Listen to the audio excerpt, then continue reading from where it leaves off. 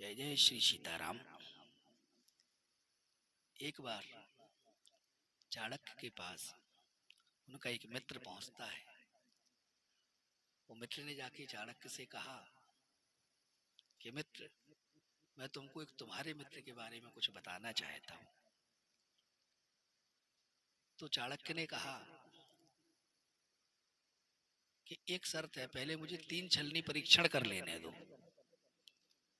तो उसने पूछा कि 3 छलनी परीक्षण क्या है? तो चाणक्य ने जवाब दिया कि पहला परीक्षण है सत्य का। कृपया करके मुझे आप ये बताएं कि आप मेरे मित्र के बारे में मुझे जो बताने जा रहे हैं, क्या वो सत्य है? वो व्यक्ति असमंजस में पड़ गया और बोला चाणक्य से, ये मुझे ज्ञात नहीं कि वो सत्य है, ऐसा मैंने सुना है किसी से। तो चाणक्य ने कहा, जब आपको सत्यता का ज्ञान नहीं है कि आप जो कहने वाले हो वो सत्य है, तो आपको वो बात कहना ही नहीं चाहिए। पहली बात। दूसरी छलनी परीक्षण में कहने लगे, ये बताइए क्या इसमें किसी की भलाई है?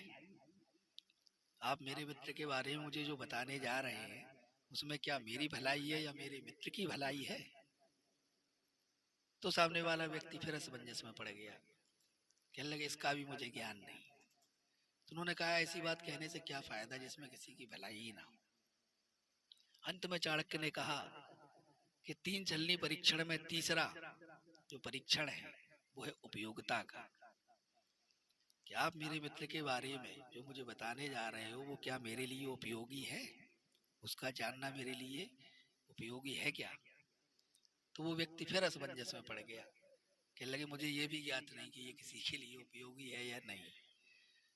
अंत में चाणक्य ने उससे कहा, 3 छलनी परीक्षण का मतलब यह है कि हम अपने मित्र, अपने रिश्तेदार, अपने संबंधी किसी के लिए भी अगर किसी से कोई बात कहते हैं तो हमें धैर्य पूर्वक, विवेक पूर्वक ये विचार कर लेना चाहिए कि क्या वो 3 छलनी परीक्षण में वो बात खरी उतरती है या नहीं।